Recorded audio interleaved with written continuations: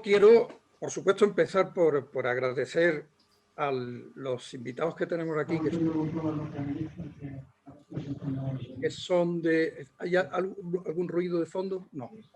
Digo que quiero agradecer en primer lugar a los invitados que están aquí, que nos van a acompañar hoy, porque realmente es un privilegio tenerlos, a todos ellos, y es una suerte, y yo espero que este espacio pues, sea un espacio que recordemos durante mucho tiempo, porque aprendamos muchas cosas interesantes.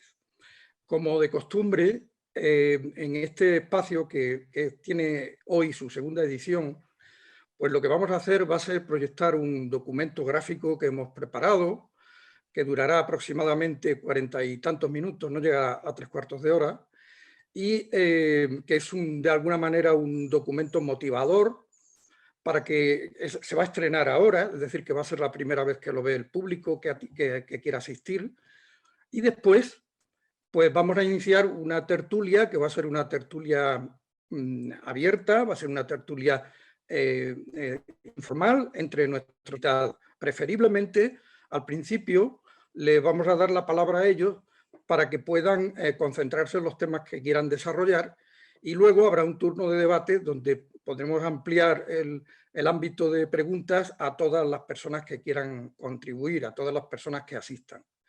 Y este va a ser un poco el eje de la actividad que vamos a desarrollar.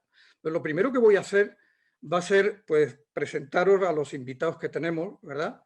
Y lo voy a hacer en el mismo orden que vienen en el póster, que es el orden alfabético. Y quiero empezar por presentaros en ese sentido a Marga Blanco. Marga, que me oyes, ¿verdad? Sí. Que es poetisa, es docente también, y además es poeta y docente con igual compromiso, según me dice ella, con igual intensidad.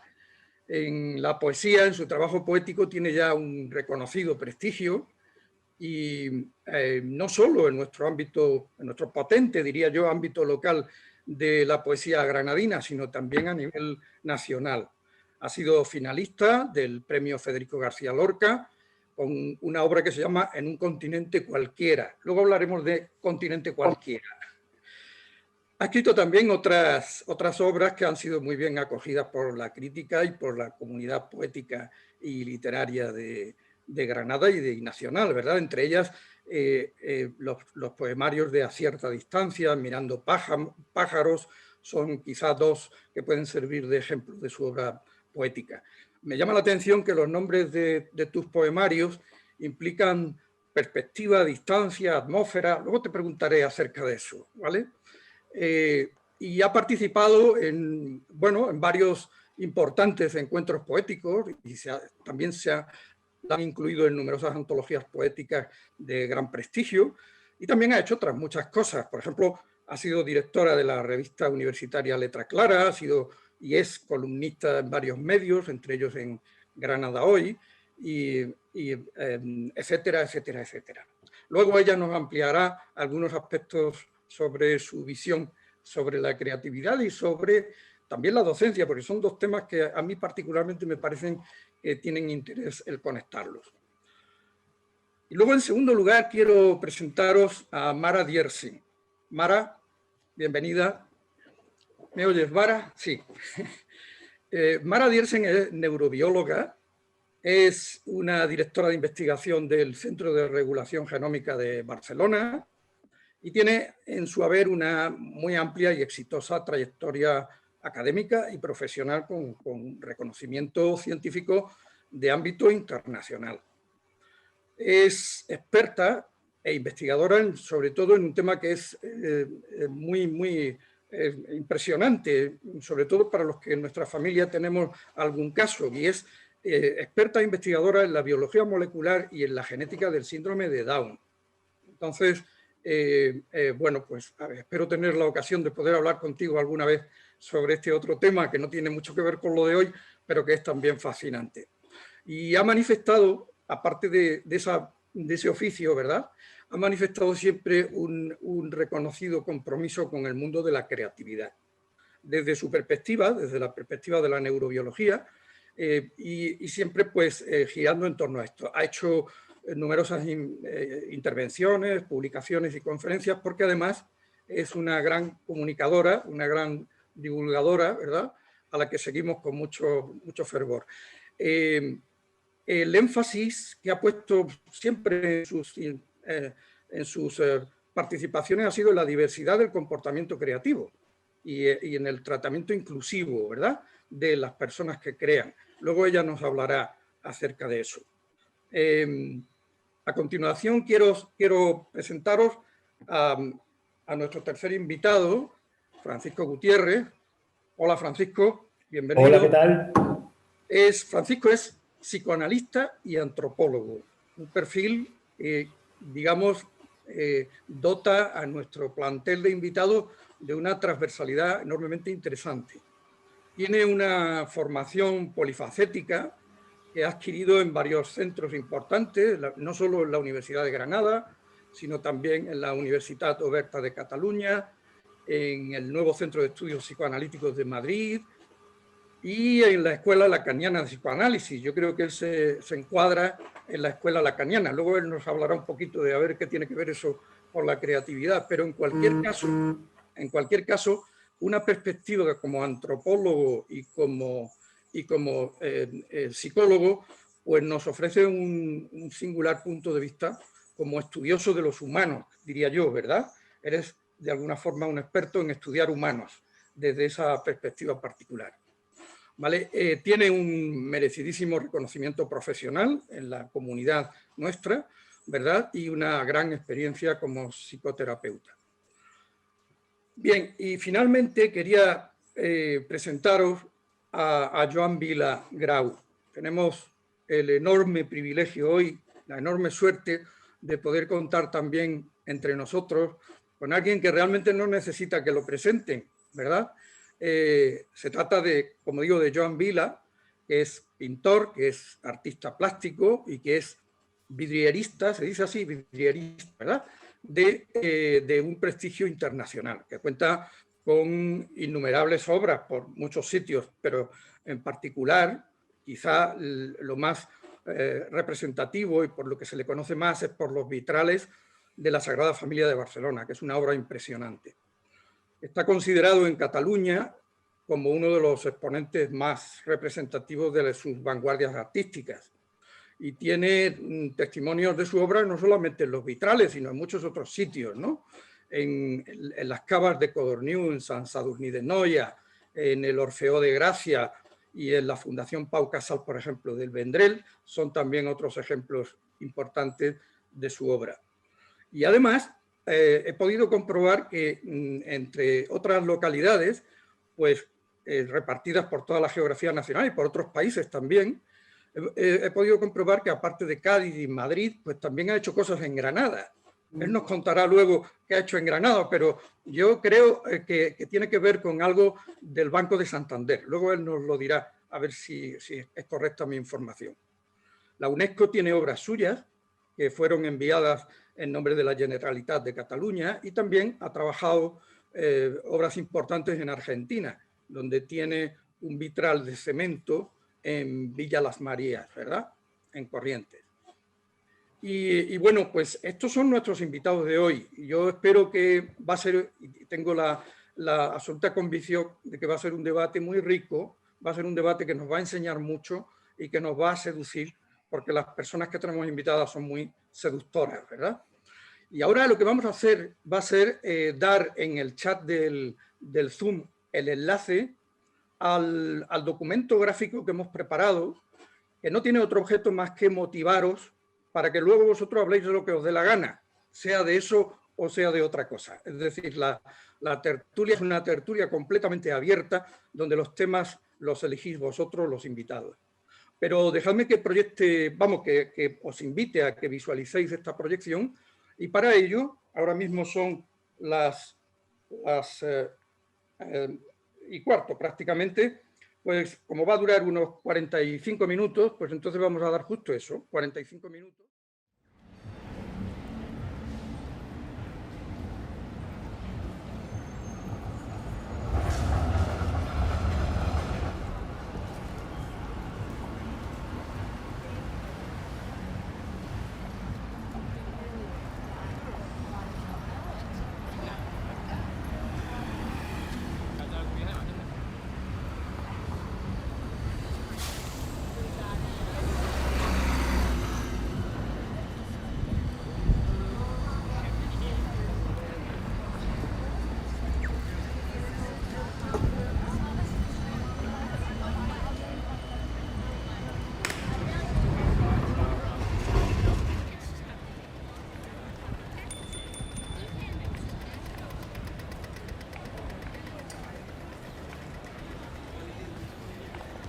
Suponga un día cualquiera, suponga una persona cualquiera caminando por una concurrida calle cualquiera de una ciudad cualquiera. Es más que probable que nuestro personaje no perciba nada extraordinario en la escena tan familiar y cotidiana que se despliega a su alrededor. Quizá ignora que la avenida por la que camina confiada está acondicionada con mobiliario urbano de diseño y con alumbrado de última generación.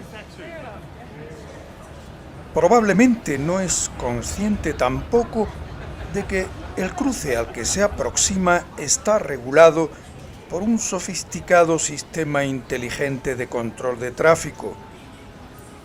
Puede que centenares de personas y docenas de vehículos interpreten en ese preciso momento y hasta donde le alcanza la vista una cacofónica, desagradable y, por otra parte, habitual sinfonía. En el momento que hemos elegido, nuestra protagonista esté quizá pasando frente a una librería donde se anuncia la última obra de Chomsky y una reedición conmemorativa de poemas de Machado. Quizá esté escuchando música de un grupo famoso de rock de los 70 y quizá lo haga a través de unos auriculares inalámbricos recién estrenados que acaba de adquirir a través de Internet. No lo sabe, pero son un pequeño prodigio de tecnología punta.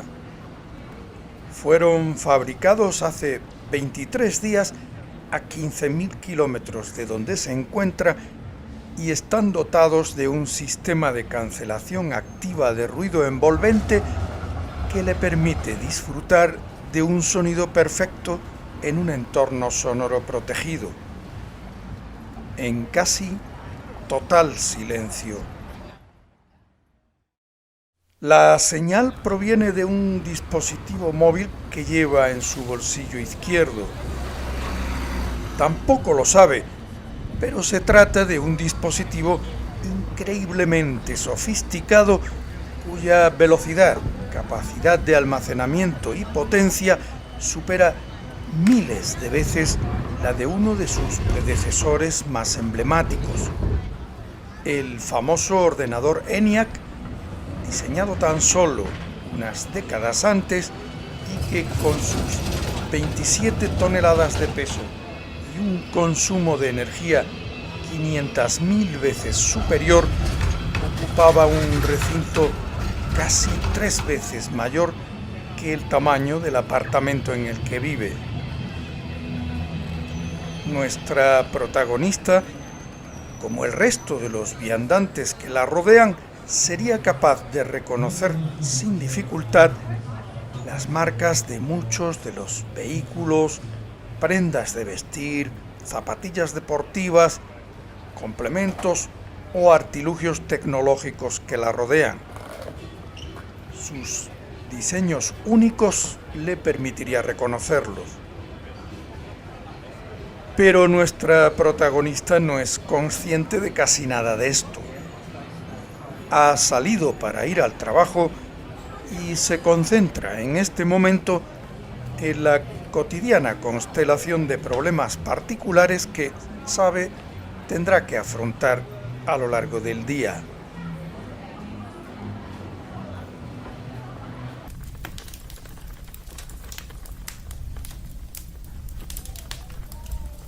Nuestra segunda protagonista también ha salido a ganarse el sustento. Curiosamente, vive en el mismo lugar que la primera, solo que 7.000 años antes. También se concentra en su particular constelación de problemas cotidianos. Su capacidad cerebral y aptitudes intelectuales no se diferencian apenas de las de nuestro personaje anterior. Si hubiese nacido 7.000 años después, no podría distinguirse en absoluto del resto de los viandantes de aquella escena urbana. Pero la que la rodea en este momento es radicalmente diferente. Miriadas de artesanos, expertos, ingenieros, artistas, pensadores y científicos median, para bien o para mal, entre ambas escenas. Son los artífices de millones de nuevas ideas, de nuevas estrategias, de nuevas perspectivas, de nuevas teorías o de nuevas estéticas. Son los creadores. Hoy queremos hablar de ellos, de los creadores, de las personas que la mayor parte de las veces de forma anónima han construido uno a uno los peldaños necesarios para transformar radicalmente la realidad que nos rodea y también para transformar la humanidad misma. Es cierto que la creatividad es una cualidad omnipresente en la naturaleza humana, un atributo esencial compartido por todos los seres humanos que se manifiesta ya en las primeras fases de la vida. Pero queremos centrarnos en esa pequeña fracción de la humanidad responsable de lo que podríamos denominar creaciones trascendentes. En los creadores cuyo impacto en la evolución de las sociedades humanas está fuera de toda duda. Y empezaremos reflexionando sobre el contexto de la obra creada, sobre el contexto creativo, sobre el entorno de la persona que crea. Es obvio que el proceso creativo no es algo fortuito, que la obra creada no es la consecuencia de un golpe de suerte al alcance de cualquiera. Tanto da que sea una idea, un modelo, un artefacto, una fórmula, un método o una obra de arte. Es evidente que tanto el ambiente que rodea a la persona que crea algo, como el momento de la historia en el que lo hace, o la sociedad que le rodea y, por supuesto, su propia trayectoria personal, son decisivos para el proyecto creativo. Hacia finales de los años 80 del siglo XX, se popularizó entre los jóvenes biólogos moleculares que se incorporaban a tan novedoso campo científico un pequeño ensayo, precioso ensayo, que se titulaba The Eighth Day of the Creation, el octavo día de la creación. Era un momento fascinante en el que la recién inaugurada ingeniería genética y sus métodos revolucionarios abrían la posibilidad de acceder y modificar genes individuales de forma controlada. El momento sin duda trascendente en el que la humanidad aprendió que era posible modificar, ciertamente aún de forma muy primitiva, su propio patrimonio genético, de introducir cambios en unos pocos días en aquello que la evolución había tardado en esculpir millones de años, de manipular, en resumen, el genoma de un organismo vivo. El ensayo al que nos referimos contaba de forma extraordinariamente amena y muy cercana a las historias humanas de sus protagonistas, los acontecimientos, los avances ocurridos a partir de los años 50 en que Watson, Crick y Rosalind Franklin culminasen el descubrimiento de la estructura y la función del ADN.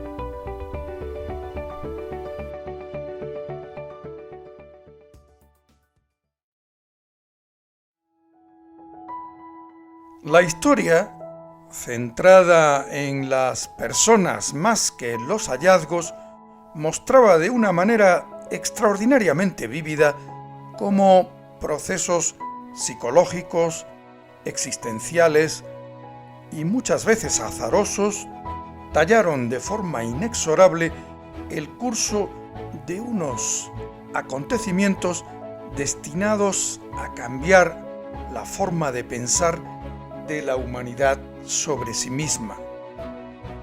Mostraba cómo se construyó detalle a detalle el edificio inmenso de consecuencias de todo aquello que, lejos de competir a unas pocas personas que investigaban en un campo específico de una ciencia específica, trascendería a esferas tan estratégicas y dispares como la salud, la bioética, la producción de alimento, el medio ambiente y hasta la misma cosmovisión que impregnara en lo sucesivo la política, la literatura, la filosofía o las religiones.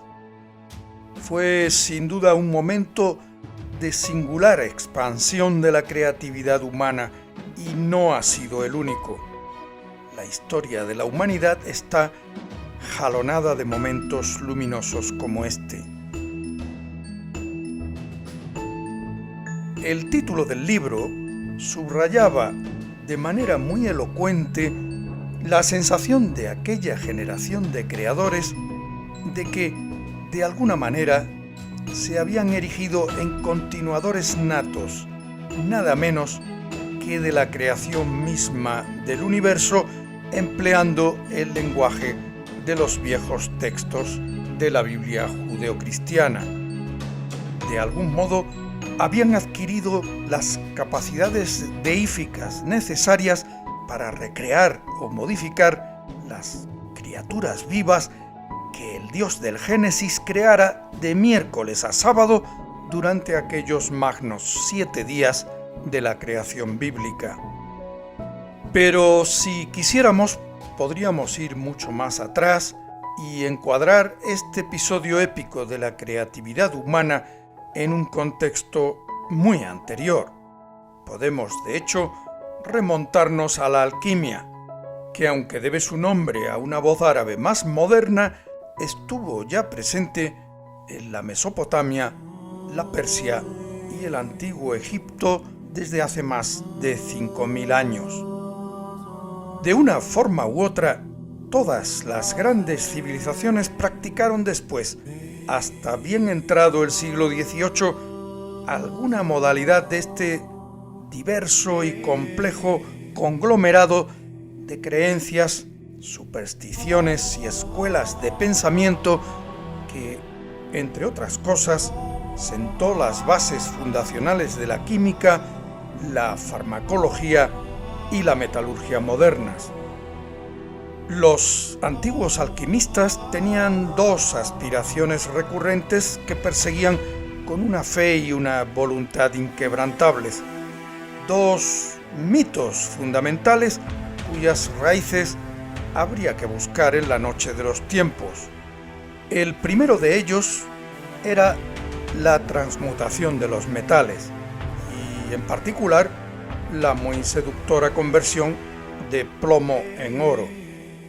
El segundo de los mitos de la alquimia, algo menos crematístico pero igualmente interesado, era el de la transformación del propio alquimista que, supuestamente a través de la piedra filosofal, adquiriría un nivel de conciencia y de existencia superior y eterno.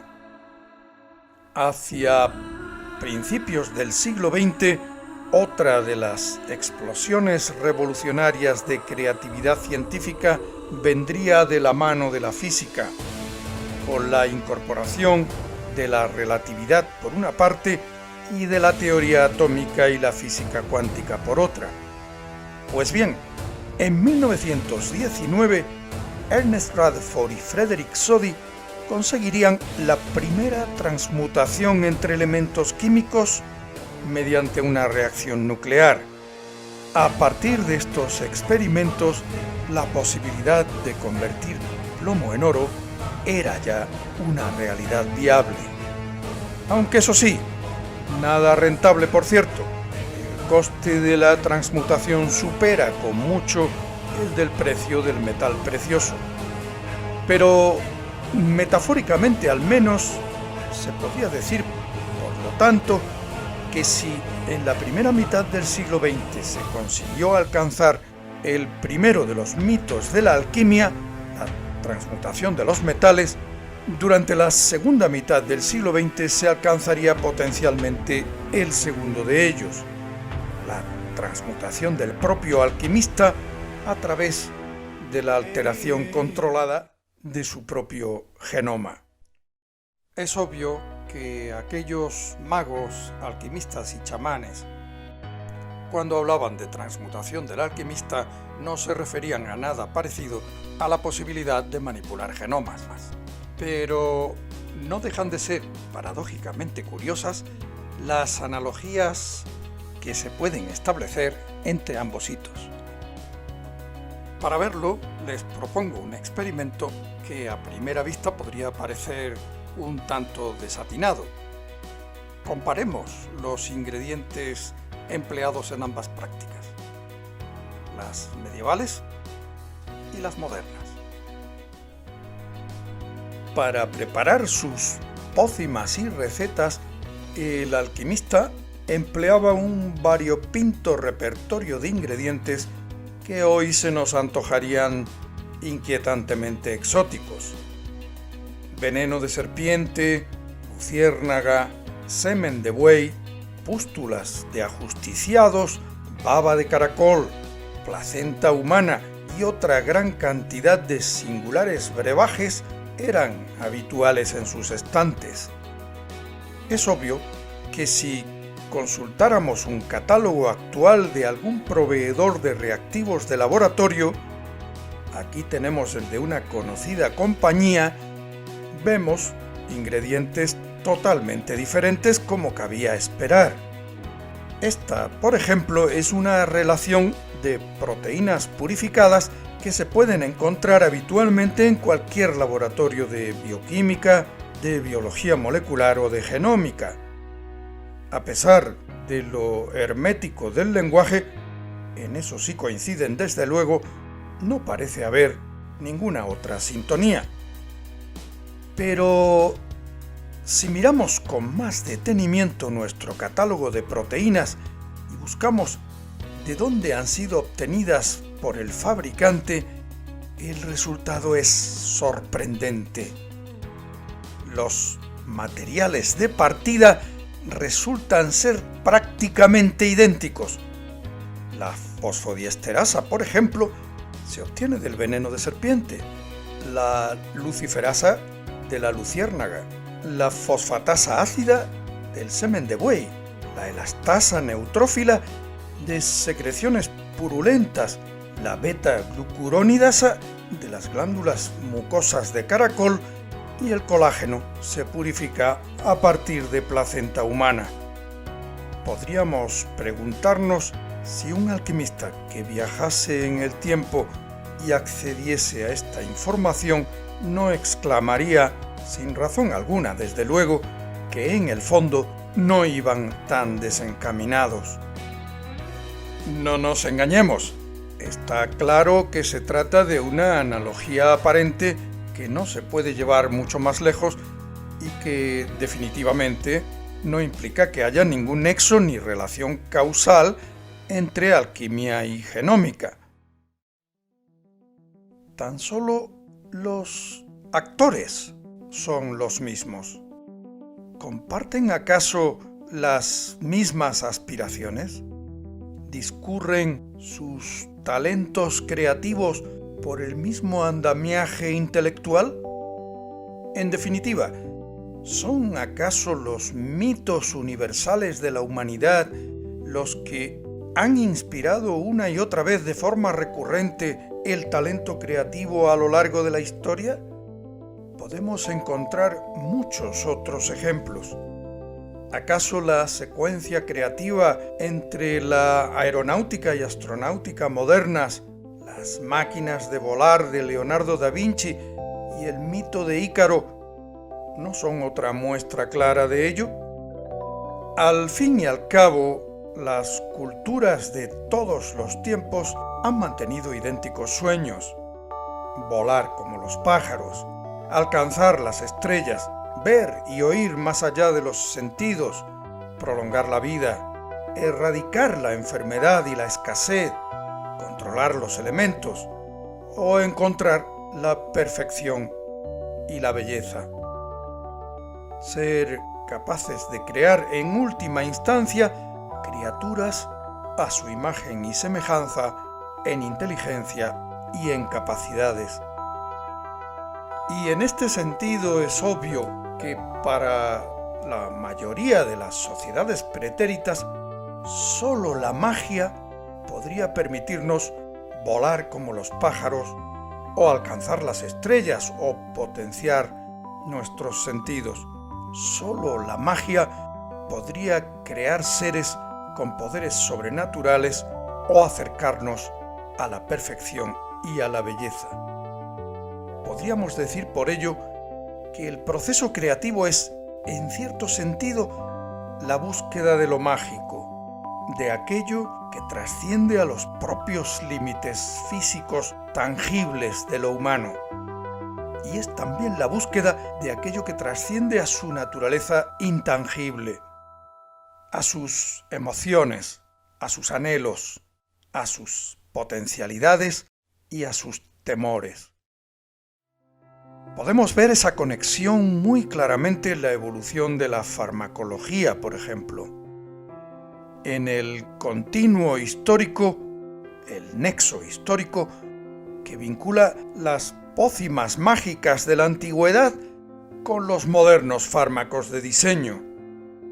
Podemos verla también en muchos otros contextos, entre el chamán y el médico moderno, entre los oráculos y adivinos del mundo antiguo y los modernos sistemas de predicción meteorológica, entre los amuletos neolíticos de inmortalidad y los chalecos de Kevlar que usan las policías y los ejércitos del mundo moderno, o entre las pócimas de amor y la hormona hipotalámica oxitocina.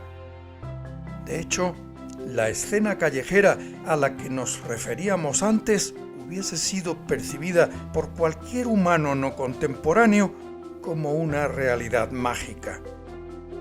Y es que, como dijera el científico y escritor Arthur Clarke, cualquier tecnología suficientemente avanzada es indistinguible de la magia.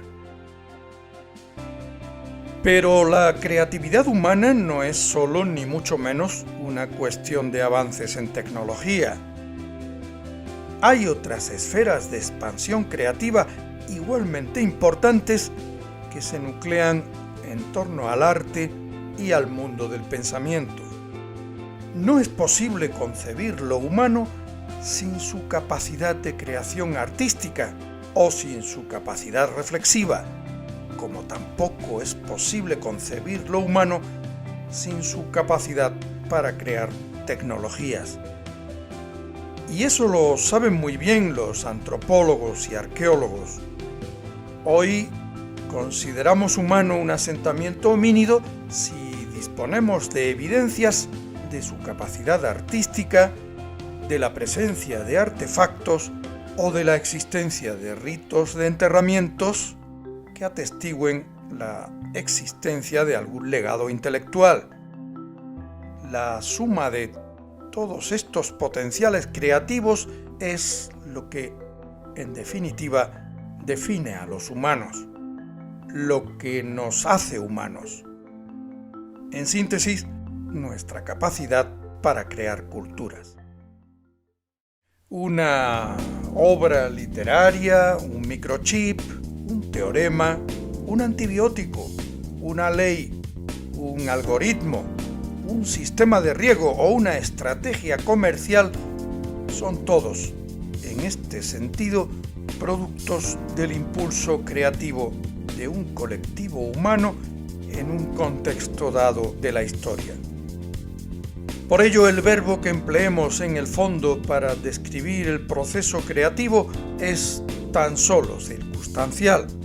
Descubrir, inventar, componer, escribir, esculpir, diseñar o pintar no son sino formas de crear. Son términos que solo nos informan sobre el mecanismo de expresión del genio creativo. Es obvio que ante la pregunta de si es la creación artístico-literaria análoga a la creación científico-filosófica, nuestra respuesta sería afirmativa. Apoyaría una visión unificadora donde todas las vanguardias creativas interaccionarían entre sí de forma compleja y estrecha. Lo vemos de forma muy sugerente cuando tratamos de analizar esos momentos singularmente creativos de la historia. Es obvio que el Renacimiento no implicó tan solo una revolución artística, ni la Ilustración fue tan solo una revolución del pensamiento, ni tampoco el siglo XX afectó solo al desarrollo tecnológico.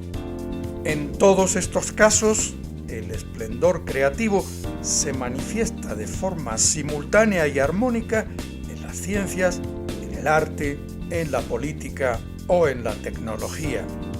Y lo más notable, la coreografía de mutaciones creativas que se interpreta en cada uno de estos momentos es claramente interdependiente.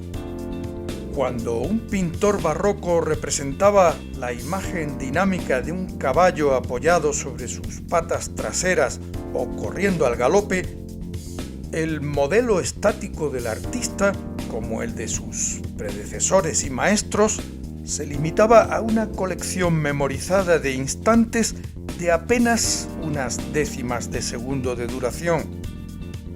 El prodigio artístico de reproducir con exactitud el movimiento tenía en ese momento un enorme valor creativo, que con el desarrollo de la fotografía se desvanece, que nunca más tendrá ya, a partir del siglo XIX, en que las imágenes pueden ser congeladas y en que el dinamismo puede ser captado ya con una precisión sin precedentes. Y no es casual que la fidelidad al modelo, al realismo pictórico, derive entonces hacia el desarrollo explosivo de nuevas modalidades de experimentación subjetiva y de estilos no figurativos. El despliegue a lo largo de los siglos XIX y XX de maneras radicalmente nuevas de entender la pintura, impresionismo, puntillismo, cubismo, surrealismo o abstraccionismo, no es en absoluto ajeno a este tipo de contexto. Se trata de una muestra espectacular de cómo diferentes ámbitos creativos se influyen entre sí. En este caso, un avance tecnológico conmocionó a todo un campo de creación artística. Pero infinidad de otros ejemplos ponen de manifiesto que este tipo de interacción se puede dar en todos los sentidos. Durante la época de esplendor del Imperio prusiano en la Europa de mediados del siglo XIX, la floreciente industria de la moda y las artes decorativas, de acuerdo con los criterios estéticos de la época, situaban al color como uno de los aspectos clave de innovación y de diseño de sus vanguardias creativas.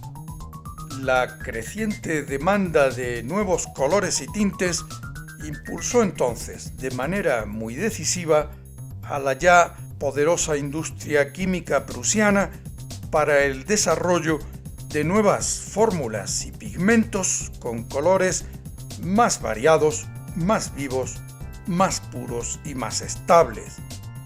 Fue además la época en la que la teoría celular se abría paso en las ciencias biomédicas con la ayuda inestimable de un instrumento básico que alcanzaría en ese momento un importante grado de perfección y desarrollo, el microscopio.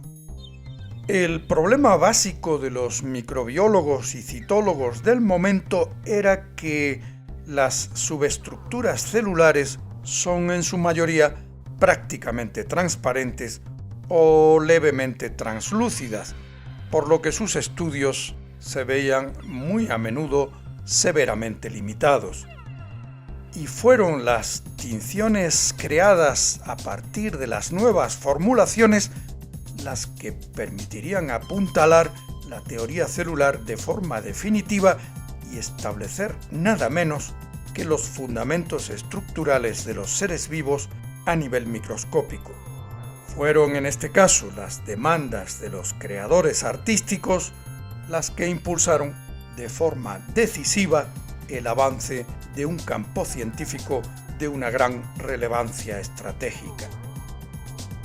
Pero esta visión unificadora abre, no obstante, algunos interrogantes que deberíamos examinar con más detalle. Uno de ellos tiene que ver con el propósito de la obra creada, con la motivación del creador. ¿Son diferentes las motivaciones de un artista y un científico? Podríamos argumentar, por ejemplo, que el propósito de la creación en el ámbito de la tecnología está siempre asociado a la resolución de algún problema relevante, la invención o el descubrimiento de alguna solución que satisfaga alguna necesidad concreta. El valor de la obra creada tendría que ser estimado en este caso en función de su utilidad. Algo parecido podría afirmarse cuando la creación se hace, por ejemplo, en el ámbito de las ciencias sociales, en la política, la economía o el derecho. Pero este enfoque parece desvanecerse cuando hablamos de la creación artístico-literaria. El valor de una pintura o el de un poema no parece radicar precisamente en su utilidad, ni el artista en general trata de resolver ningún problema con la obra creada. Tampoco en el campo del pensamiento, en las ciencias básicas o en la filosofía, podemos establecer claramente criterios de utilidad, ni están siempre motivados por la necesidad de resolver algún problema perentorio. En una primera aproximación inexcusablemente ingenua, quizá, podríamos decir que la motivación fundamental del artista sería explorar los territorios desconocidos de aquello que los humanos consideran bello. Es, en definitiva, la búsqueda de la belleza, en tanto que la motivación fundamental del pensador sería la búsqueda de la verdad. Pero estas son afirmaciones que en realidad suscitan más preguntas y discrepancias que respuestas o adhesiones. El 14 de julio de 1930, el filósofo y poeta indio Rabindranath Tagore, Premio Nobel de Literatura, recibió al también Premio Nobel de Física Albert Einstein en su residencia de Caput, donde mantuvieron una conversación extraordinaria que fue publicada poco después por la revista Modern Review de Calcuta. Se trataba de una ocasión única en la que dos grandes talentos creativos de ámbitos muy diferentes contraponían sus puntos de vista acerca de, precisamente, la verdad y la belleza. Tagore sostenía que ambas son en realidad aspectos de una misma categoría universal. Ambas son caras de una misma moneda que no es otra que nuestra armonía colectiva con el universo. Rabindranath y Einstein discreparon en muchos aspectos durante aquella conversación, pero coincidieron en algo esencial: la verdad que solo existe en el plano intangible de una igualdad matemática es una expresión de la belleza. De igual modo que la belleza, que solo puede ser aprehendida en el plano intangible de la armonía universal del hombre eterno, contiene a la verdad. ¿Acaso entonces las tres posibles fuentes de motivación de la mente creadora, la búsqueda de utilidad, la búsqueda de verdad o la búsqueda de belleza no son sino tres formas diferentes de valorar la obra creada, diferentes escalas de valor entre las que caben, como no, equivalencias y transvases. ¿Acaso se puede negar la belleza de la teoría de la evolución de las especies? ¿Carece de belleza el acelerador de hadrones del CERN en Ginebra o la ecuación de equivalencia entre materia y energía enunciada por Einstein? Y, por otra parte, ¿carece realmente de utilidad o de propósito una pintura tenebrista de Caravaggio? ¿O, digamos, el Guernica de Picasso? ¿Acaso estas obras pueden desligarse de la denuncia que las motiva o del propósito de generar una emoción concreta en el observador?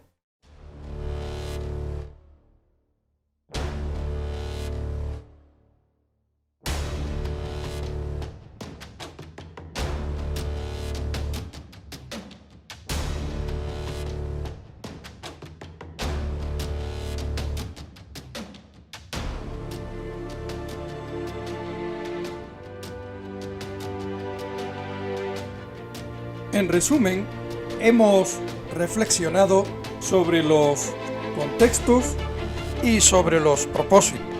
y hemos encontrado ciertas constantes, ciertas ideas unificadoras.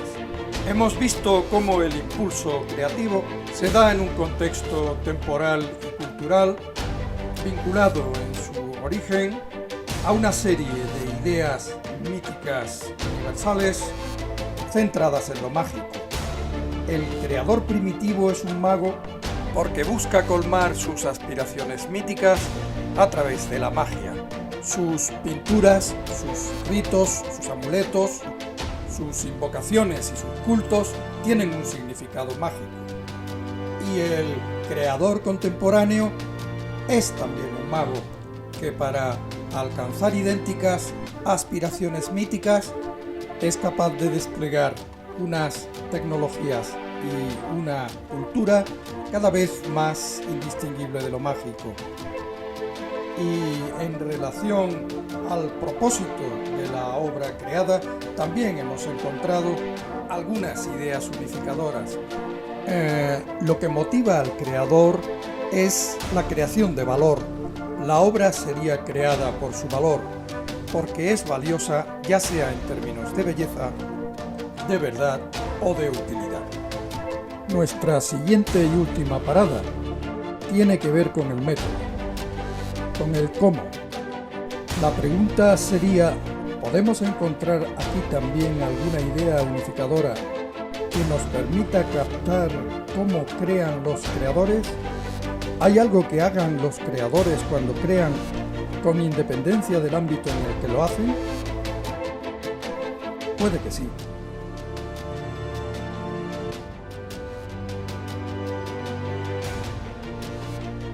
La clave sería la exploración. El creador es en realidad un explorador nato. Explora universos inexplorados. A veces lo hace explorando lo desconocido con una mirada curiosa. Otras lo hace revisitando lo conocido con una mirada extraña. Y es que a veces explorar no consiste tanto en visitar escenarios desconocidos como en combinar o revisitar lo conocido de alguna forma nueva. Como el niño, el creador ha de poseer una inusual capacidad de asombro, de emoción.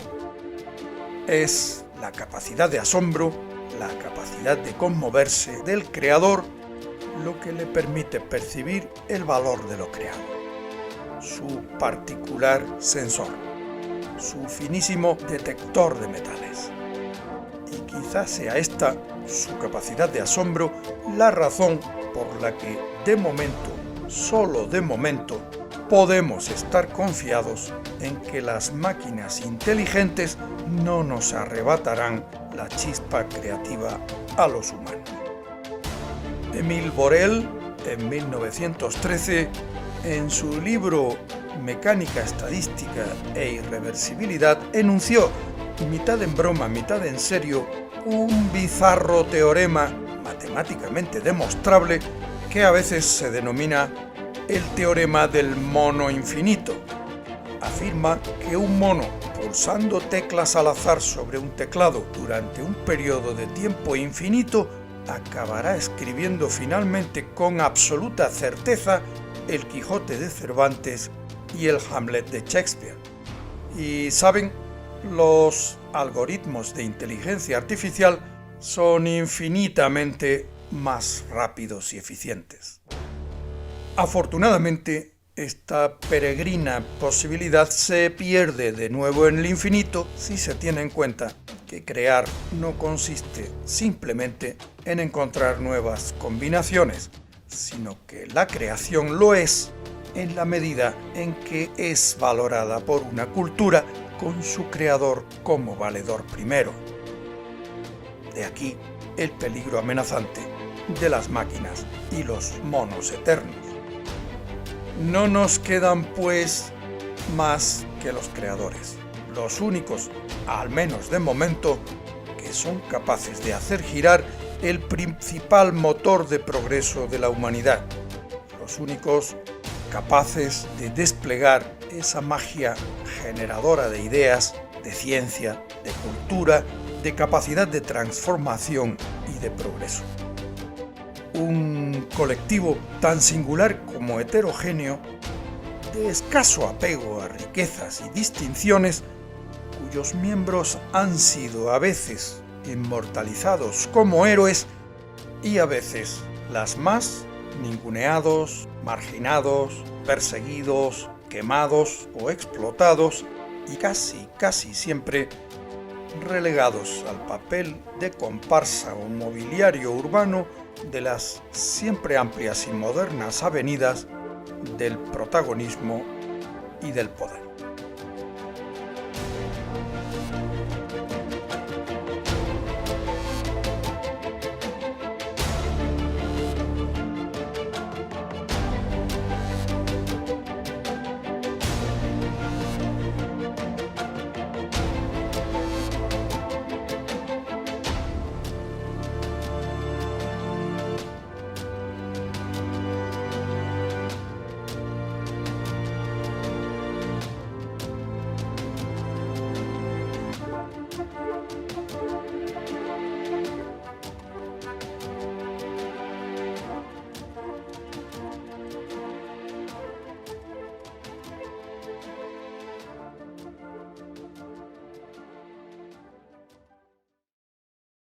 Magnífico, Hilario.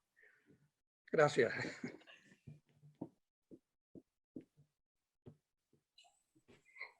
Aparte de magnífico, bellísimo, Hilario.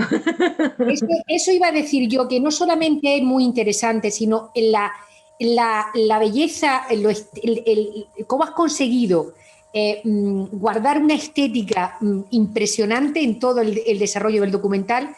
Es maravilloso. Enhorabuena, ¿eh? Gracias. Pero bueno, vamos a oír. Una maravillosa creación artística. Gracias. Vamos a oír lo que tienen que decir. Eso iba a decir yo. Efectivamente. Y nosotros con capacidad de admiración y admirados. Muy bien. Ante el creador. Yo creo que aquí hay varios creadores que tienen un mérito infinito y que merece la pena que lo digamos. Y a mí me gustaría que vosotros decidieseis de alguna forma el curso de la tertulia. Es decir, es una tertulia en la que interaccionar entre vosotros y decidir el camino que queráis seguir es lo fundamental. Quizá podríamos a lo mejor empezar por Joan, ¿verdad? Por si él quiere de alguna forma sentar las bases de lo que puede ser un creador. Yo creo que él, como persona que tiene una trayectoria, me parece que de 70 años, ¿verdad?, dedicado al arte y a la creación artística. ¿Es así? Sí, quizá un poco más, no sé. O un poco más. Yo Yo creo que es la persona más autorizada para decirnos qué es eso de la creación y qué es eso de un creador, ¿no?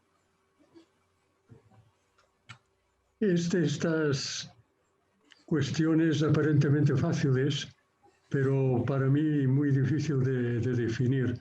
Por tanto, voy a intentarlo si me ayudáis con vuestros comentarios también, claro, porque evidentemente en cuanto tengo que hablar de creación, en estos momentos me viene a la cabeza todos los 20 años que he dedicado a la Sagrada Familia. Ha sido un proceso de creación. No sé, yo diría ha sido un proceso vital, con aspectos creativos, con aspectos de puro trabajo, casi podría decir manual. Una experiencia realmente para mí ha sido importante y además no está terminado. Falta la fachada de la parte sur, o sea, de la calle Mallorca, que tienen que construirla y creo que ya están en ello y en cuanto la construyan se colocarán los proyectos que ya están hechos y esto fue un detalle a agradecer cuando el presidente me dice ahora tenemos que parar porque hay unos problemas en otra parte, pero guardamos tu proyecto, que es el que se realizará cuando sea su momento. Y así estamos más o menos, una especie de impasse, pero en fin, todo se andará, claro. Joan, ¿puedo hacerte una pregunta? Sí, es fácil. Bueno, encantado de conocerte. La pregunta que quería hacerte, ¿qué sería aquello que te ha empujado durante 20 años o a lo largo de toda tu vida? ¿Qué podría ser aquello más singular y más propio que te ha empujado a sostener esta labor en relación, por ejemplo, a la Sagrada Familia durante tanto tiempo? ¿Detrás de qué ibas? Sería la pregunta. Es un poco difícil definir, porque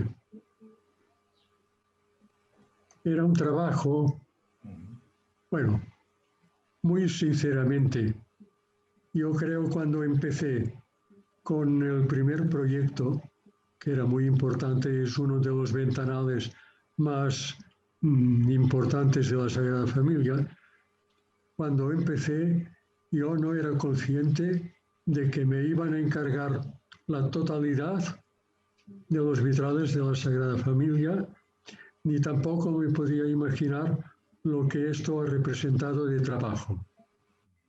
Continuado, sistemático y además abierto al mismo tiempo. O sea, trabajé con una base conceptual válida para todos los ventanales del templo, pero con la libertad también de modificar, de estudiar, de profundizar más. O sea, no es un trabajo monótono, sino que ha sido un trabajo que se ha ido enriqueciendo a medida que, supongo, los arquitectos y todo el mundo vio que la cosa estaba resultando interesante. Cosa que agradezco que lo pensaran así, claro. A mí me parece muy interesante esto que has dicho, Joan, de que al trabajo creativo tiene que acompañarlo un esfuerzo. Y eso desde el punto de vista neurobiológico tiene mucho sentido. Y lo que hemos visto en el documental, de hecho, apoya esta historia, ¿no? La creatividad artística, como la creatividad científica, requiere conocimiento, requiere una abstracción, pero también requiere un posar ese conocimiento. Es decir, yo muchas veces cuando discuto con mis estudiantes de doctorado, y esto lo hemos hablado alguna vez contigo, Joan, les digo, si no hay un sustrato es muy difícil que uno se le ocurran cosas sin más. Tiene que haber un sustrato. Uno tiene que haber trabajado sobre la idea y luego de repente surgen esos momentos de inspiración, ¿no? Que además a mí, en tu caso, me parecen súper interesantes porque, no sé si sabes, Paco, esto lo hemos hablado a veces con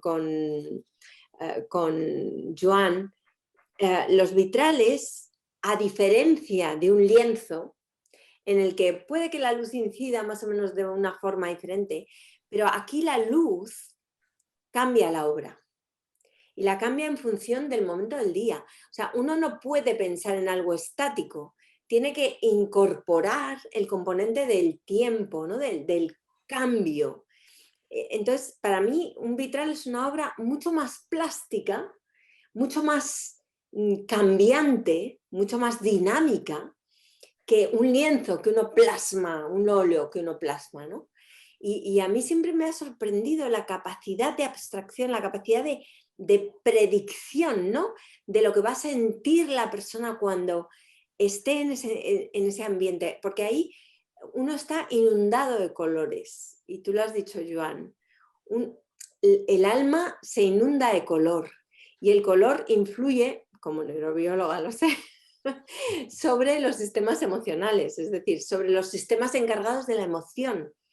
Entonces, que de repente la luz cambie y lo que era azul se vuelva gris o adopte una tonalidad diferente, una luz diferente, es que influye directamente. Y antes nos has contado una anécdota muy bonita, Joan, que igual la quieres compartir ahora con el resto de la gente que está acompañándonos acerca de esta mujer que se sintió sobrecogida, ¿no? Por los vitrales. Sí, esa anécdota es uno de los mejores momentos que he vivido en la Sagrada Familia. Se trató precisamente, estaba visitando la Sagrada Familia con tu madre, que ella cuando estaba por esas tierras solía decirme, vamos a dar un vistazo a la Sagrada Familia. Y estábamos sentados en un banco lateral y yo observé que al lado de Trini, de tu madre, había una mujer india, con un sari y con un niño en los brazos. Y vi que la mujer estaba llorando. Entonces le dije a tu madre, le dije, Trini, pregunta qué le pasa, porque pobre mujer, a lo mejor como extranjera, se siente perdida, no sabe si tiene algún apuro, no sabe a quién puede recurrir. Y le hizo la pregunta y la mujer contestó, dice, no, gracias, no, lo que me pasa es que la luz de estos vitrales me ha emocionado y me ha hecho llorar. Bueno, yo pienso que esta anécdota es una de las mayores satisfacciones que puedes tener cuando haces una obra pública y ves que, aparte de un rebaño de turistas que pasan rápidamente o otros que se instalan observando realmente el trabajo y el templo, pues hay siempre alguien que puede emocionarse con el trabajo que tú has hecho. Pero fíjate, al final la belleza es esa capacidad de emocionar, ¿no? Es decir, ¿cuáles son esos cánones de belleza, de creatividad, de creación? Porque ahora estamos, en mi opinión, estamos banalizando lo que es la creatividad, ¿no? Oh, vamos a ser creativos. Y entonces se sienta la gente, oh, venga, vamos a crear. Y dices, pero por Dios, ¿de verdad eso es creatividad? ¿De verdad eso es creación? Quiero decir, yo como científica que también tengo esa sensación de crear, ¿no? De hollar territorios desconocidos en los que nunca nadie ha pisado, ¿no? Mira, yo diría que hay que hacer una diferencia. Una cosa es crear y otra es inventarse a otro nivel. Efectivamente. Y no veo... El que pasa es que la creatividad en el campo del arte supongo que es parecida a la creatividad y a los hallazgos que en vuestros trabajos habéis o podéis encontrar. Siempre falta el atrevimiento de dar un paso más, de tener el atrevimiento de osar una nueva textura, un nuevo color, una nueva disposición. Hay que tener la mente abierta a los cambios que el mismo trabajo te va sugiriendo. No sé si con esto más o menos puedo contestar un poco vuestra pregunta.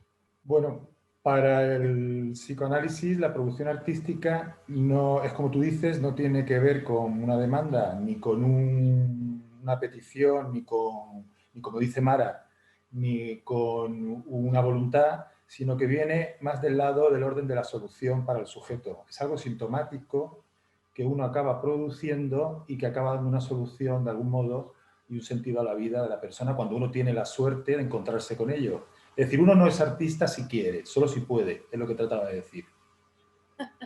Ay, qué bonito eso. Y si puede, una postilla, y si puede, es decir, si alguien tiene la capacidad de ser artista, ¿lo puede evitar o no lo puede evitar? ¿Tiene que crear a la fuerza? Sería una mala solución y una mala noticia para esta persona, pero no creo que pudiera evitarlo, encontraría el modo probablemente. No, pero es verdad que la sociedad, y ahí supongo que todos estéis de acuerdo, lo que hace es intentar evitar que haya artistas, intentar evitar que haya creadores, intentar evitar que dejemos volar nuestra imaginación, porque eso va contra el sistema. Es anticapitalista. Exacto. Entonces, al final, desde el punto de vista científico, los científicos tenemos la suerte de que como nos acompaña el conocimiento, ¿sabes? Nos permiten más salirnos del guión que a otros colectivos, ¿no? Pero desde mi punto de vista, el problema que tenemos en nuestra sociedad es que los corsés que nos ponen mientras estudiamos, o sea, la educación es lo más encorsetado que existe.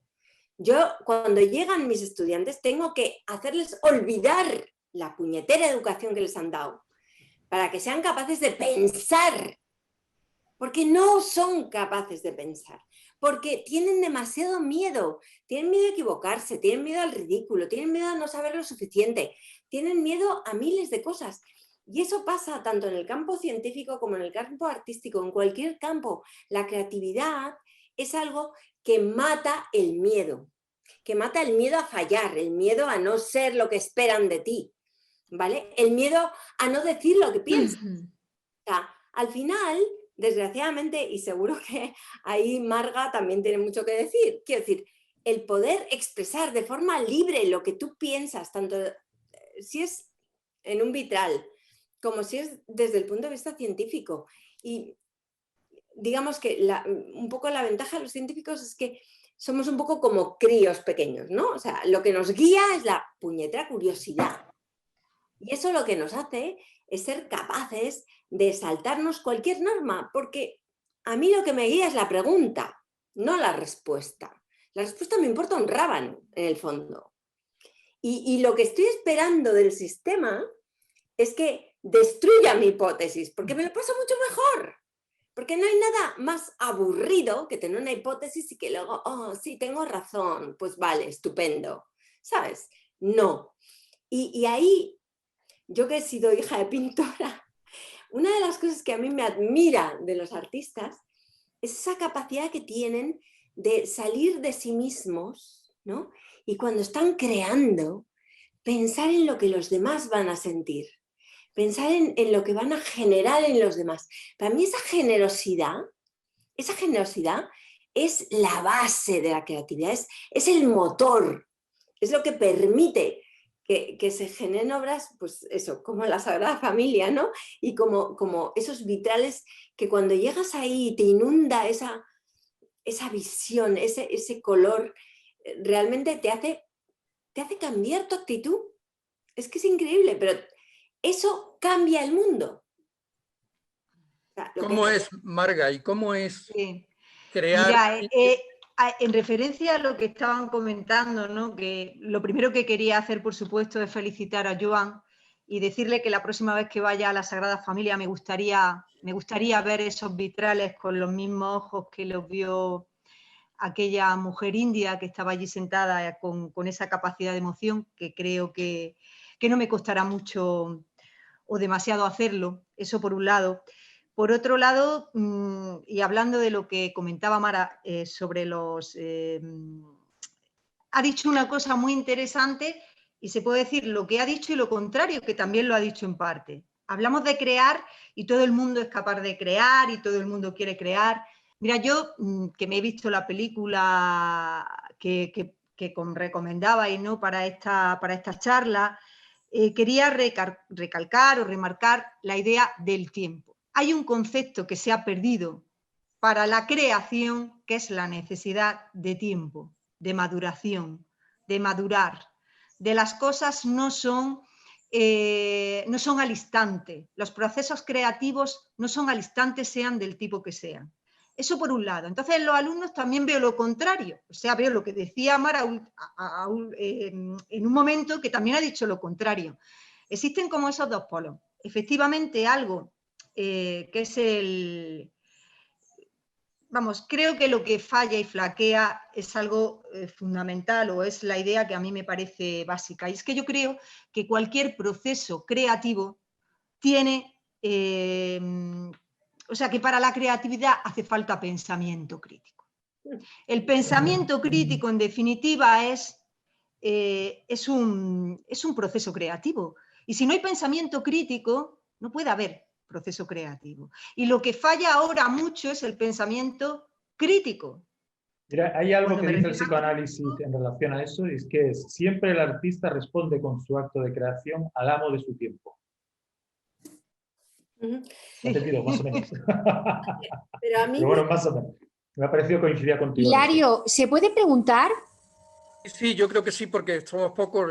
Si no les importa, hombre, yo prefiero que ahora mismo ellos tengan el espacio necesario. Vale. Pero sí, no hay problema. Yo solamente por contestar una cosa que ha dicho Marga que me parece muy interesante. Es decir, hay dos cosas. Una, desde el punto de vista neurobiológico, simplemente neurobiológico.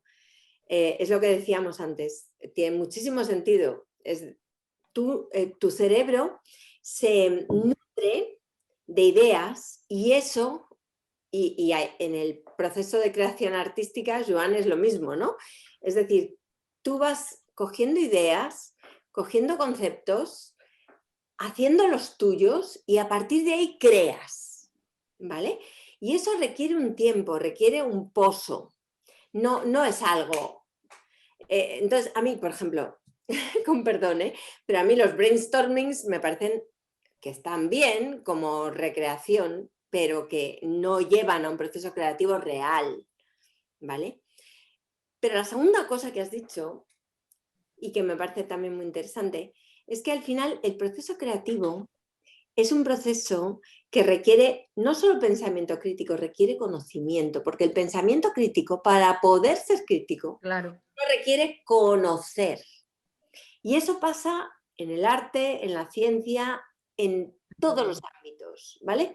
Y uno de los problemas que tenemos ahora es que parece que el proceso de creatividad e innovación es algo que surge de la nada, y eso es mentira, ¿vale? Entonces, que los creativos se sienten a crear como si, me voy a sentar y voy a crear. Eso no tiene ningún sentido común desde el punto de vista neurobiológico y seguramente tampoco...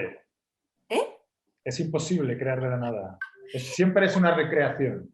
Exacto. Y al menos, quiero decir, ahí tú puedes poner tu punto de innovación. Pero lo ha dicho Joan al principio también respecto a su obra, ¿no? Él se basó en un concepto y a partir de ahí creó, a partir de ahí innovó. Pero había un concepto detrás que él trabajó y lo ha dicho muy claro. O sea, la creatividad no puede estar ahí sin el trabajo, sin el esfuerzo. Y nosotros los científicos siempre decimos que no tenemos proyectos, tenemos obsesiones. Yo siempre les digo a mis estudiantes, cuando os obsesionéis por un problema y estéis todo el día pensando en ese problema, buscando soluciones, buscando información, buscando qué es lo que encaja, qué es lo que no, entonces podréis de verdad tener una idea innovadora.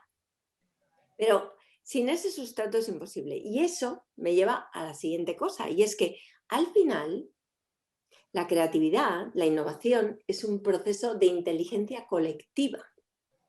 Es decir, todos estamos contribuyendo, aunque no lo sepamos, aunque no nos lo parezca, con una pequeña idea, a mí a veces cosas que me dicen mis hijos, ¿no? Yo les cuento, no, estoy con este experimento, tal, no sé qué, y de repente te dicen algo. O seguro que a ti, Joan, te ha pasado lo mismo, ¿no? Que de repente estabas pensando en la Sagrada Familia, te han dicho algo y eso te ha inspirado. De alguna forma te ha llevado a un cauce que seguramente tú no esperabas ni siquiera, ¿no? Sí, yo te diría que hay otro tipo de comentario, que es el comentario negativo, que también es muy interesante porque te replantea el trabajo que estás haciendo y te lo replantea de una manera que puede ser positiva o que puede ser negativa, o que simplemente tú transformas la idea del que pregunta en una suite de ideas sucesivas hasta formar un gran conjunto que es la obra en sí. No sé, de todos modos, he sido un poco atrevido al aceptar la amable invitación de participar con vosotros en esta reunión, pero cuesta mucho de explicar el propósito que te ha guiado y de todos modos siempre digo que si una persona realmente puede llegar a sentir una emoción y un interés por algo que un artista ha hecho, este artista puede estar satisfecho de haber conseguido esta persona que se ha sentido motivada y emocionada. Pero fíjate, es un concepto interesante, ¿no? El sentido de la creación, el sentido de esa creatividad. ¿Qué es lo que buscamos cuando somos creativos? Y hay un sentido muy utilitario, si quieres, ¿no? Los creativos de marketing que buscan vender, es tal cual. Claro. Pero el artista no busca vender, busca cambiar el mundo, igual que el científico, ¿no? Busca remover conciencias, busca dar otra perspectiva. Y a mí siempre me ha parecido que son muy complementarios, ¿no? El escritor, el poeta, el artista, el científico, en el fondo buscan lo mismo. Buscan cambiar tu perspectiva, buscan dar un giro a tus ideas. Sí, sí. Y en esto hay una anécdota. Un día paseando con unos amigos, uno recogió del suelo una piedra y me dijo, mira esta piedra, ¿esto es belleza? Bueno, en este caso, pues realmente era una piedra, yo no sé si la palabra belleza era realmente la más adecuada, pero ciertamente no era una piedra cualquiera, sino que tenía unos tonos de color, no sé. He recordado la anécdota, pero he olvidado la piedra. Pero fíjate, ahí hay otro tema, ¿no? La belleza. Quiero decir, la belleza en el arte, ¿qué es la belleza? ¿Es una perspectiva subjetiva? ¿Existe una belleza como tal? Y eso los neurobiólogos es una de las cosas que nos preguntamos, ¿no? Nos preguntamos respecto al arte, porque hay arte que no es bello. Cierto, sí. Claro, simplemente lo que intenta es removerte, ¿no? Y hacerte pensar. Igual que hay poesía que no es bella. Hay una pregunta que para mí es recurrente y que a lo mejor Francisco tiene, no sé, una perspectiva interesante sobre ella, y es que, bueno, la creatividad la tiene todo el mundo en principio, al menos en potencia, es decir, ¿es una propiedad de la mente humana o no? ¿O hay personas que la tienen y personas que no la tienen? Bueno, yo pienso que todas las personas, todos los sujetos son arrojados al mundo y tienen un encuentro siempre traumático al nacer con la lengua. Al final, este encuentro acaba produciendo soluciones, algunas más acertadas que otras, en referencia a la creación que dices, y yo creo que sí, que fundamentalmente uno hace lo que puede con las marcas que arrastra. Lo que pasa es que algunos lo hacen mejor que otros.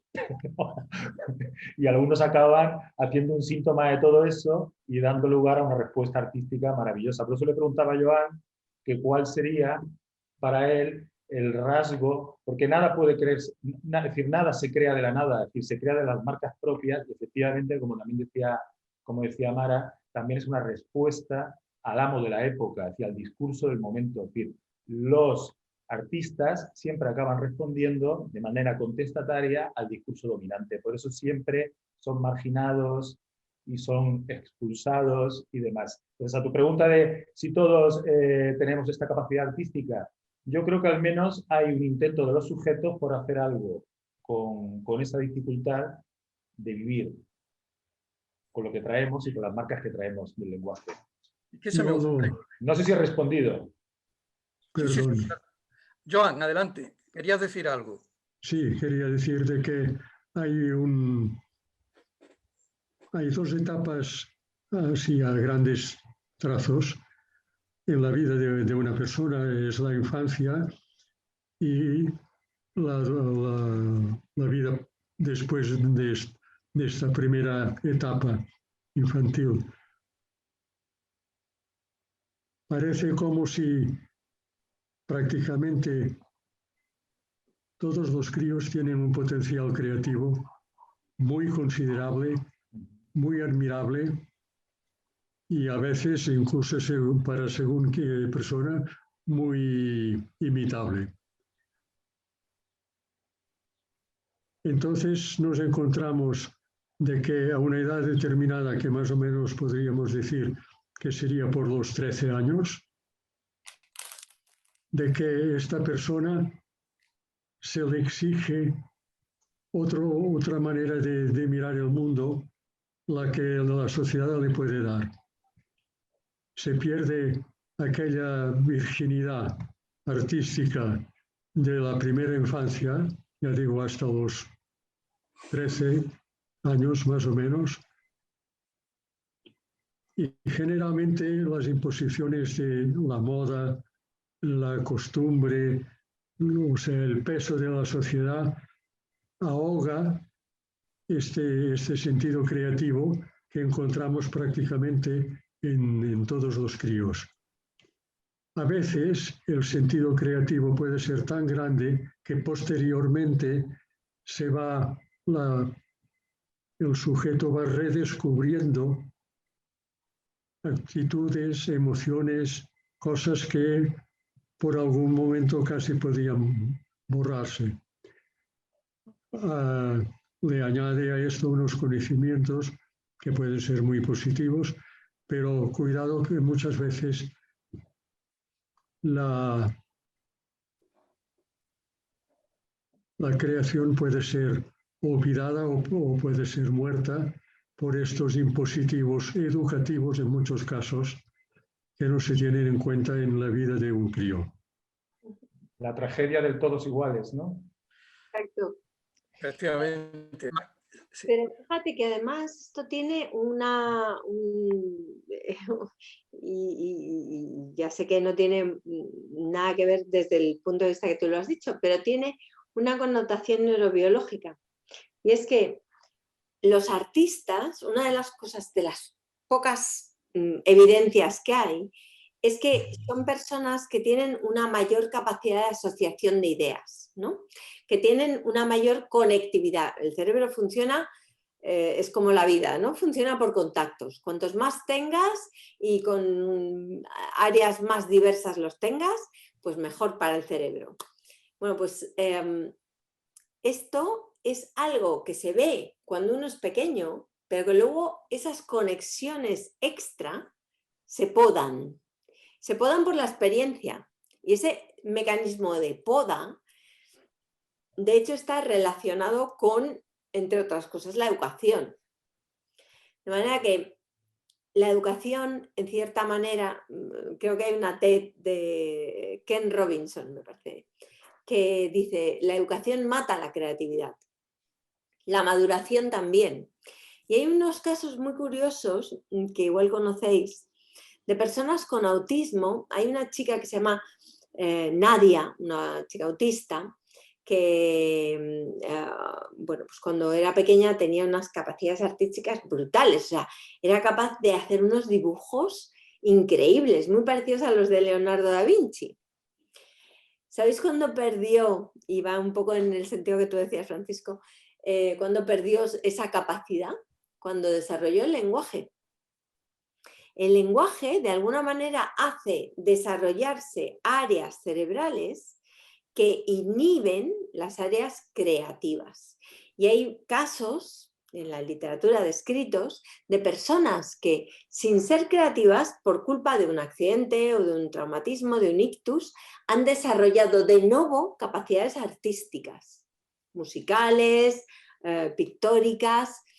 Y eso, cuando se ha ido a estudiar, ¿no?, lo que se ha visto es que han incrementado la conectividad entre diferentes áreas cerebrales. Entonces, para mí, las personas más creativas son las personas, digamos, cerebralmente más conectadas.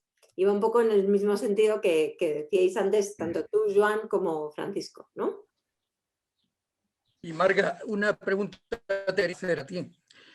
La creatividad en tu campo, yo diría que es una creatividad en el tiempo, en tanto que la creatividad artística en el ámbito plástico es más una creatividad en el espacio. El pintor pinta en el espacio, pero el escritor escribe en el tiempo. Un poema tuyo no se puede invertir, hay que leerlo como hay que leerlo. Por tanto, hay una temporalidad en la obra creada. Y la pregunta ¿es diferente crear en el tiempo o crear en el espacio? Pues la verdad es que no lo sé porque nunca he sabido dibujar ni pintar especialmente bien, pero sí puedo decir que estoy un poco con Joan en lo que ha dicho de la infancia. Yo creo que ahí se gesta, pero creo que para cualquier persona, sea más artista o menos, el espacio de la infancia es básico para la creación. En cuanto al encorsetamiento del que hablábamos de la escuela o de, sin lugar a dudas, seguro que lo hay, pero hay algo que entristece bastante más, que es la falta de conocimiento. O sea, realmente yo creo que hay una falta de conocimiento y de amor por conocer muy grande. Y eso se debe, entre otras cosas, ¿no?, a lo que decíamos del tiempo y a cómo la imagen, los videojuegos, las videoconsolas han ido devorando otros espacios que requieren otro tipo de reflexiones. Entonces, eso hay que decirlo también claro. Y además, llego más lejos. Es que los alumnos que posiblemente tengan Mara, que son ya mayores y que tienen unas inquietudes mayores, pasarán muchas horas también en redes sociales y pasarán muchas más horas en redes sociales que en otras cuestiones que les puedan ayudar más. Yo siempre digo, ¿no?, que una imagen no vale más que 1000 palabras y claro, como soy profesora de lengua y literatura, intento explicarlo, porque incluso cuando pones un cuadro no tiene nada que ver. Hoy estábamos precisamente viendo el barroco y estábamos viendo las meninas de Velázquez y se podían comentar muchas cosas al unísono, ¿no? Y todo eran palabras, claro. Pero quiero decir que para mí hay algo que es fundamental y es que esta sociedad de consumo instantáneo, de premura y de imagen, desde luego no lleva a buen puerto a los procesos creativos, aunque obviamente claro que hay gente que crea. Pero no sé si Mara está de acuerdo conmigo en eso, porque tiene alumnos mayores y sigue pasando lo mismo cuando llegamos a eso. Entonces, a esas edades. Entonces no sé si... Creo que se pierde mucho el tiempo en el peor sentido de la palabra, que a mí me encanta perder el tiempo, ojo. No, pero ahí has apuntado un tema que es importante, y es el cambio generacional que ha habido en las formas de aprender el conocimiento, ¿no? Y también incluso de apreciar y de disfrutar la belleza. Quiero decir, para disfrutar una obra de arte, para disfrutar un poema, para disfrutar un escrito, tienes que ser capaz de introducirte en ese escrito, en esa obra de arte. Vivimos en un mundo de inmediatez. Y la inmediatez es algo que, digamos, no favorece en absoluto ese proceso de aprendimiento. Porque la inmediatez lo que te da es prisa, es muy similar a lo que sucede con niños muy pequeños, ¿no? Es decir, cuando tú tienes 2 años es el ya, ya, ya, ya, ya. No tiene nada que ver con una creación, con un proceso cognitivo de comprender, de ser tuyo, porque tú puedes aprenderte algo. Nuestro sistema educativo, ¿qué hace? Imbuye toneladas de información, ¿no? En los chavales, pero no les hace meditar sobre esa información. Lo que les hace es simplemente sobrecargarles de esa información, pero sin darles tiempo a que la hagan suya. Entonces, yo siempre digo en educación y en nuestra sociedad, a lo mejor tenemos que replantearnos toda la aproximación que hacemos, ¿no? En este momento ya se genera tanto conocimiento, doblamos, no, triplicamos el conocimiento casi cada mes. Claro, en época de Aristóteles, en el que la duplicación del conocimiento, el duplicar la cantidad de conocimientos sucedía cada 100 años, pues tendría sentido el transmitirlo y tal de una forma diferente. Pero en este momento ya no tiene sentido. Entonces, a lo mejor lo que tenemos que hacer no es incorporar información, que esa ya la tienen en internet y en todas las redes, ¿no?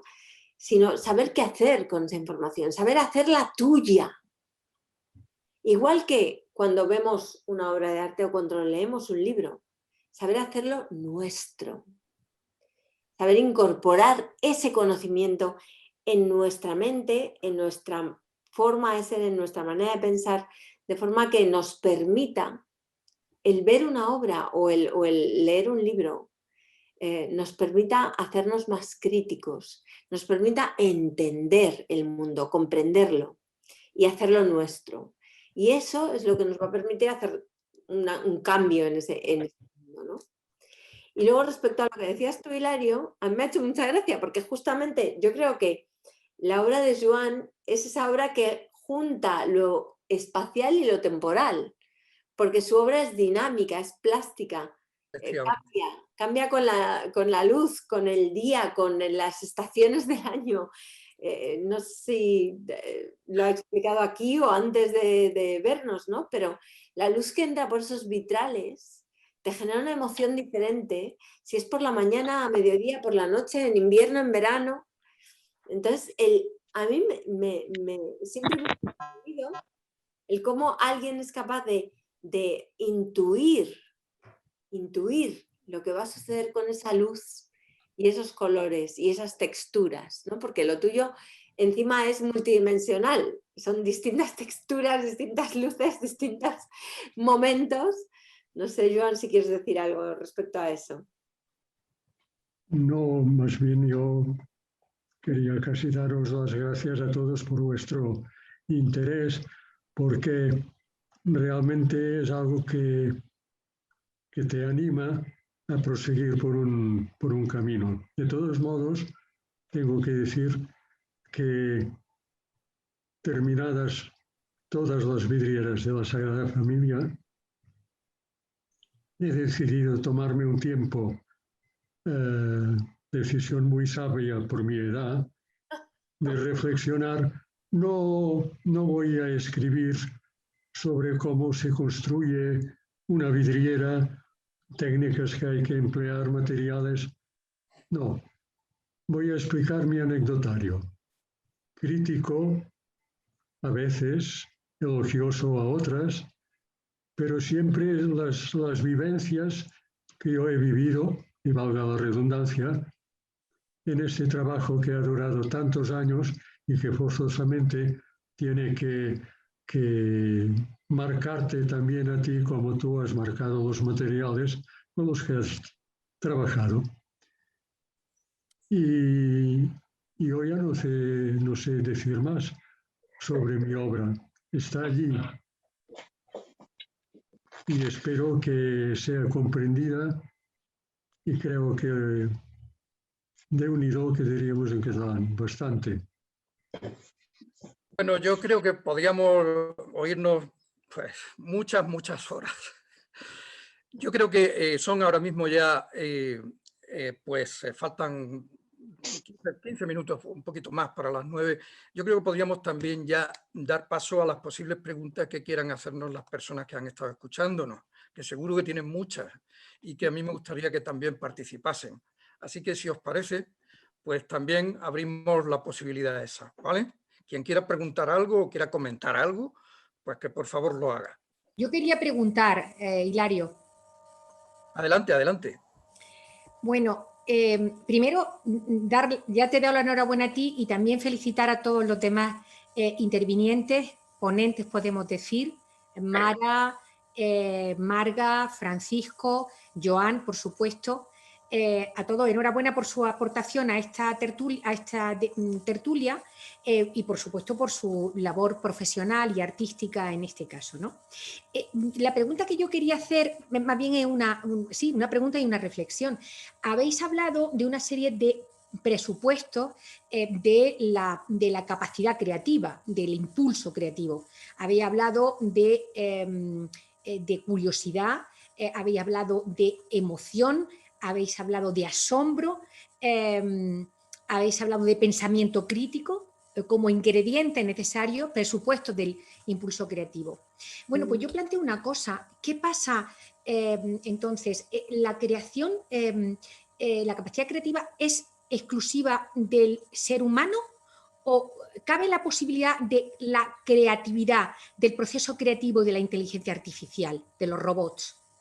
Esto es un tema que yo creo que habría que reflexionar sobre él, ¿no? Porque ya tenemos noticias a través de los medios de comunicación de creaciones artísticas hechos por robots, por algoritmos que han conseguido precios en subastas de arte, precios millonarios, ¿no? Es decir, a la hora de ser adquiridos. Estoy hablando de creación artística, pero también de creación científica. Por tanto, me gustaría saber vuestra opinión. La capacidad creativa, por tanto, tendríamos que hacerla también extensiva a los robots, a los no humanos. ¿No es, por tanto, una capacidad exclusiva de la humanidad? ¿Puedo empezar? A ver, lo primero que tendríamos que hacer es definir qué es creatividad. Porque si una creatividad hacemos un reduccionismo al algoritmo, que además ha sido creado por un humano, por cierto, pero al final ese algoritmo lo que hace es de forma random, o sea, de forma aleatoria, unir estímulos para conseguir un resultado. Y muchas veces ese resultado se basa en otro algoritmo que predice que lo que a los humanos nos va a emocionar es A, B, C y D, es decir, un 20% de innovación, un 20% de familiaridad y un 20% de, ¿sabes? Entonces, para mí la inteligencia artificial sirve para lo que sirve, es una herramienta, pero no tiene una capacidad creativa, a no ser que tú como humano le imbuyas un mecanismo que sea capaz de utilizar la información para generar algo aleatorio y por lo tanto, en cierta medida, nuevo, no creativo, porque esa máquina no tiene capacidad creativa. Entonces, dicho esto, has dado un punto muy interesante también, ¿no? Es ¿a qué llamamos arte? Llamamos arte a lo que el status quo define como arte y por lo tanto se paga más? ¿De verdad eso es arte? O, quiero decir, muchos artistas no han vendido un cuadro en su vida. Y de repente después hemos descubierto, ¿no?, lo que había detrás y hemos dicho, Dios mío, esas pinceladas, esa forma de entender el mundo. Entonces, nosotros, los humanos, somos lo que definimos que es arte, que es creatividad. Y por lo tanto, ese concepto de creatividad está sesgado por nosotros mismos. Que evidentemente nosotros estamos en este momento creando herramientas que utilizamos para mejorarnos a nosotros mismos. Sí, sí. Los interfaces cerebro-ordenador, la inteligencia artificial, el deep learning, todo eso son herramientas. Pero detrás hay un humano. Y que esas herramientas al final generen algo interesante. Sí. ¿Qué es creativo? El humano que desarrolló el algoritmo, seguro. Pero la máquina en sí, creo que no. Es mi opinión, ¿eh?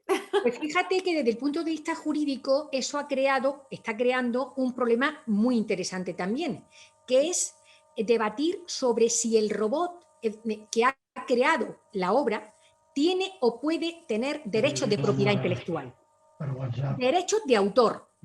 Es decir, hay una traslación muy importante de lo que tú acabas de decir. No es el humano que creó el algoritmo que a su vez ha creado la obra artística, sino ahora ese debate puede, digamos, registrarse la propiedad intelectual, los derechos de autor de un ser no humano, de un robot. O sea, que tiene una relación jurídica muy interesante, ¿eh? ¿Un robot sería un sujeto jurídico? Ahí está también el debate. Ya se está empezando a hablar, fíjate, Francisco, en el ámbito jurídico, de la responsabilidad de los robots. Es decir, la responsabilidad es un concepto jurídico, obviamente.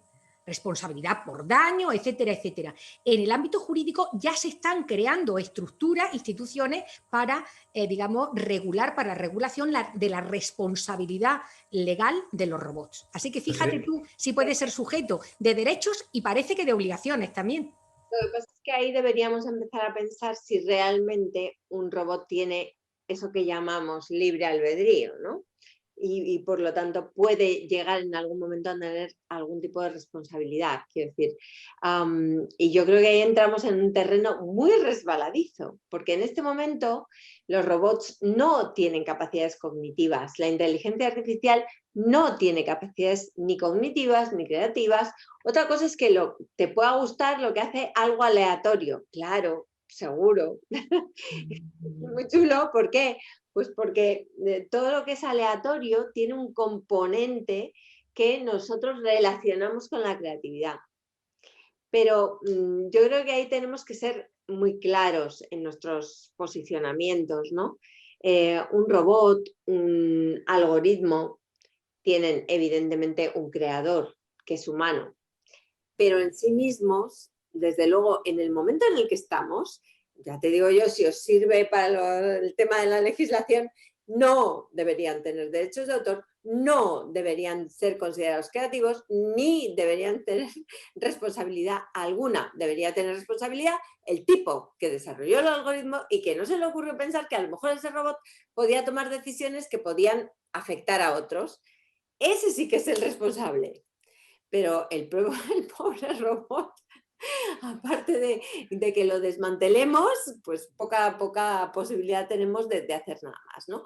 Entonces, yo creo que no estamos aún ahí. Es decir, la robótica, los cyborgs, los híbridos humanos, son todavía lo suficientemente incipientes como para no poder generar ese debate. O sea, que la próxima vez que te pregunten, tú di que no.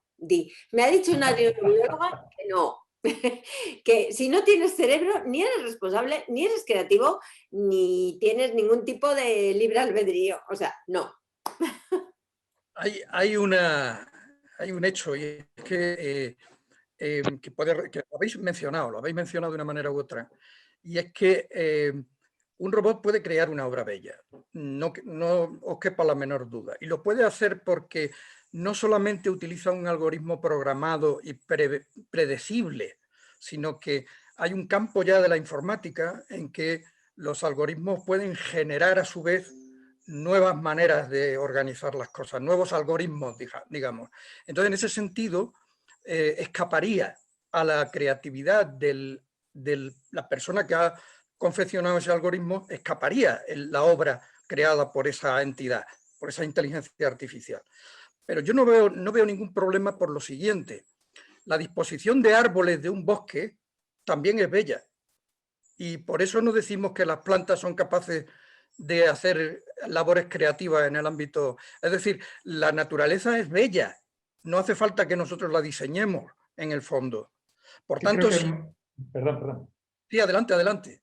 No, es que creo que Mara ha dado la clave antes, porque claro. Creo que lo que habría que decidir y definir es qué es una creación artística. ¿Quién sanciona? Eso es, ahí voy. Es decir, quien sanciona si algo es arte o no es arte, al final es la persona o la cultura, mejor que la persona. La producción artística, desde la lógica del psicoanálisis, viene dada por un sujeto humano a partir de sus marcas o como se suele decir, es una elucubración en torno a un vacío, al sinsentido que los sujetos tienen frente a los avatares de la vida y a su propia subjetividad. Pues a partir de ahí surgen, o frente a aquello que no se puede decir, porque las palabras no llegan, no alcanzan. En el caso de Marga, que seguramente sabe mucho más de eso que yo, porque cuando uno intenta describir algo que siente, o eres un poeta o un buen escritor o no consigues transmitirlo. Entonces yo creo que la producción artística y el arte es exclusiva del ser humano. Otra cosa es la producción de belleza.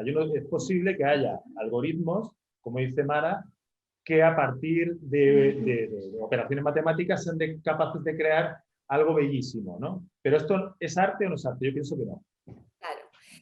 Disculpad un momentito, es que Joan se quiere despedir porque hemos estado mucho rato ya con él y yo querría agradecerle, ya que yo le he liado a participar, querría agradecerle muchísimo que haya estado aquí con nosotros. Yo creo que todos coincidimos en que sus aportaciones han sido realmente muy importantes y desde aquí me gustaría darle un abrazo y un pequeño aplauso. Yo, en el nombre del Ateneo y en el mío mismo, me quiero unir, por supuesto, a esa gratitud por su presencia aquí, ¿verdad? Y en fin, y decirle que, bueno, pues que nos ha dejado un poco impresionados, la verdad. Yo creo que... Estoy impresionado de vuestra impresión, la verdad. Muchas gracias, Joan, muchas gracias. Muchas gracias también a todos. Muchas gracias también a todos. Si hay alguna pregunta más que se pueda hacer y responder de forma corta, adelante. Y si no, pues dejamos aquí un debate que no puede terminar nunca. No puede terminar nunca porque... ¿Verdad? Gracias, Joan. Gracias. Gracias, mamá. Gracias.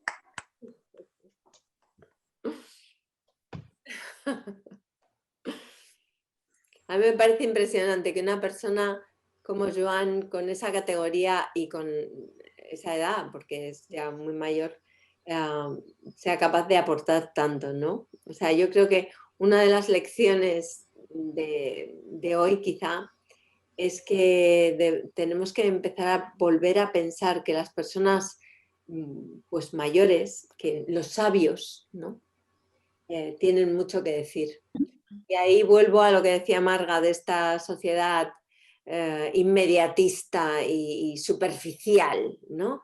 Que es incapaz de entender que esa inteligencia cristalizada, que ese saber por experiencia nos aporta mucho más que tanta rapidez y tanta historia, con perdón. Antes tú has dicho, Mara, una cosa que a mí me ha llamado la atención. Decías que para ti son más importantes las preguntas que las respuestas. Hay un científico paisano tuyo, bueno, del sitio en el que vives ahora, que se llamaba, murió hace un par de años, se llamaba Jorge Wagenberg. Wagensberg. Wagenberg tiene una obra, no sé si has oído hablar de ella, una obra que se titula, solo el título ya es seductor. Dice, si el universo es la respuesta, ¿cuál era la pregunta? Es decir, el buscar menos las respuestas y el hacerse buenas preguntas es también una manera de acercarse a la creación. ¿Estáis de acuerdo? Eso es lo que hacemos los científicos, o sea que no puedo estar más de acuerdo. Claro. Muy bien, pues muchísimas gracias de verdad a todos por vuestra participación y por vuestras aportaciones. Ha sido un placer teneros y ha sido un placer el haber organizado este espacio tan bonito y que yo espero que sea el principio de algo. Gracias, Hilario. Muchas gracias, Hilario. Felicidades. Gracias a todos. Gracias a todos.